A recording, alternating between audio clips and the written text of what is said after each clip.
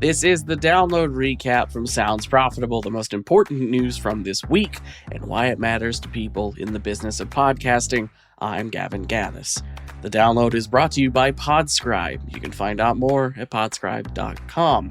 This week I've got for you podcasting's conversion gap, defining podcast, grading podcast host performance, and Spotify launches their own ad exchange. Let's get started.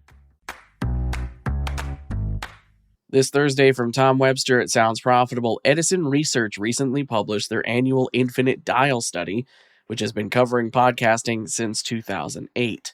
One slide in particular, charting monthly podcast consumption among the total U.S. population aged 12 plus, has been getting a lot of buzz online. The slide charts the percentage of Americans who have listened to or watched a podcast in the past month, with data for each year since 2008. 2025 marks the first time the study has specifically asked questions in the survey that delineate whether the person has simply consumed a podcast or those who have only watched a podcast, making 2025's entry on the graph the first that's subdivided with that information, with 48% having listened to and or watched an episode, while the remaining 7% are exclusively video podcast consumption. A quote from Webster's article, quote, "Let's dispense with the most wrong interpretation I've seen that this shows the growth of video podcasting. It does not. There is exactly one data point that breaks out a video podcasting audience, and it takes at least two to show growth. I hope no one would argue with that. But the other, only slightly less wrong interpretation is that it shows overall growth. It doesn't really do that either. If you're looking at this data, it shows an increase of 1 percentage point from 47% to 48%, which is within the margin of error for this kind of research and not statistically significant.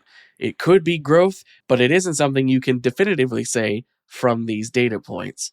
The same dynamic is present in the weekly data, which again shows an additional new chunk of video-only podcast consumers and a percentage point increase in the rest of, again, 1 percentage point. Where people are going to trip themselves up here, absent the full context provided by the webinar, is in the audience estimates. Last year, the monthly slide estimated the monthly audience at 135 million. This year, 158 million. And it's hard to disabuse people of this notion that this doesn't represent a significant growth, but it doesn't. It merely reflects the fact that the estimates for the last few years did not include this additional video-only audience and thus were understated, and we will never know by how much." End quote. Webster points to the importance of ensuring podcasting is converting new audiences into diehard podcast consumers, as simply growing podcasting's reach is not infinitely renewable. There will come a day when podcast reach does not grow.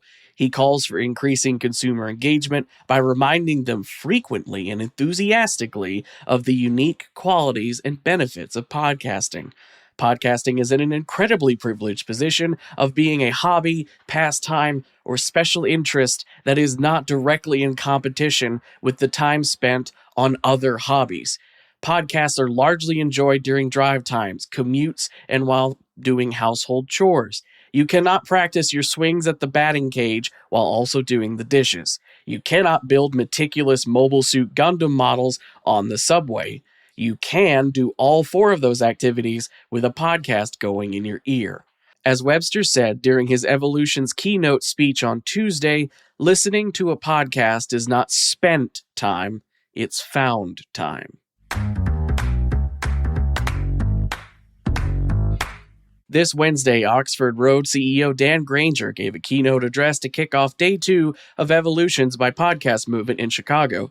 I can verify that because I was there. The keynote followed the same findings and message of a white paper that was also published that morning titled, "What is a Podcast? Preserving Its Essence, Structuring for Expansion." The report is built off an Edison Research study surveying 4,000 Americans, as well as 30-plus creatives, executives, and thought leaders. The goal of the survey and interviews was to reach a clear, workable definition for podcasting. Also debuted during the talk was a trailer for a companion 3-part series, What's a Podcast? The Revolution Redefined, interviewing industry leaders about the formerly audio-first industry's identity issue as the phrase, "what is a podcast?" gets murkier over time. In his presentation, Granger highlighted that a lack of measurement standards and common definitions is causing podcasting to move backwards in some ways. Areas of podcast advertising that were thriving during audio-only eras are muddied with the addition of video and a lack of standardized measurement techniques, which could potentially frighten away brands who were previously spending on podcasts. Granger's keynote included the new thorough description for the noun podcast, as well as a working companion description for video podcast. For the sake of brevity, he also provided a quick and easy version. If it works with your eyes closed, it's a podcast.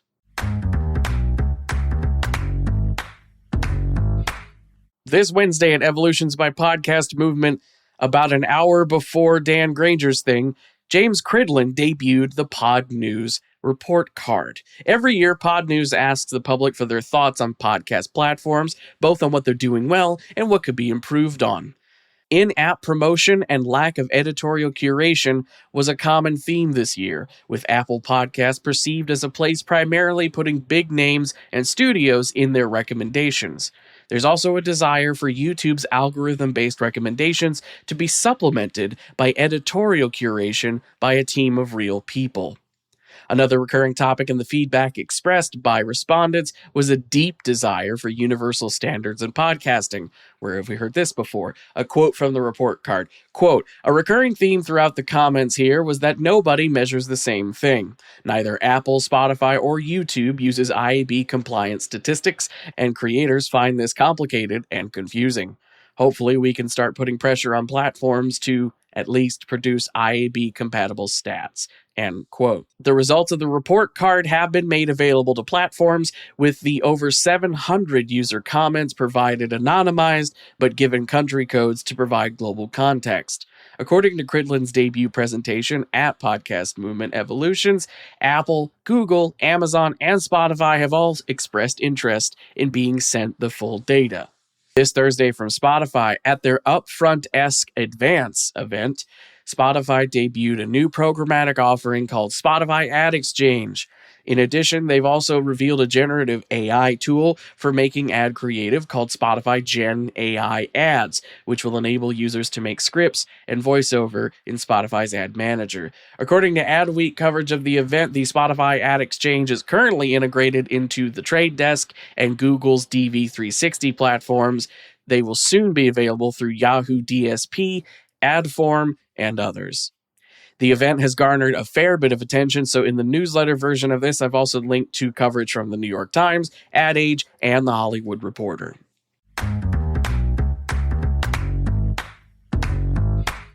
Finally, it's time for our quick hits. These are articles and stories that didn't quite make the cut for today's episode in full coverage, but are still worth including in your weekend reading. This week, charts.mopod.com, a free podcast ranking tracker hosted by Mopod, has announced a slate of quality of life updates, including faster speeds, weekly email alerts, dynamic chart scaling, and a light-dark toggle mode, which were requested via direct feedback from podcasters. Signal Hill Insights has announced a new video podcast brand lift research solution aimed at helping advertisers measure ROI on YouTube for upper and mid-funnel measures, case in point, awareness, favorability, purchase intent.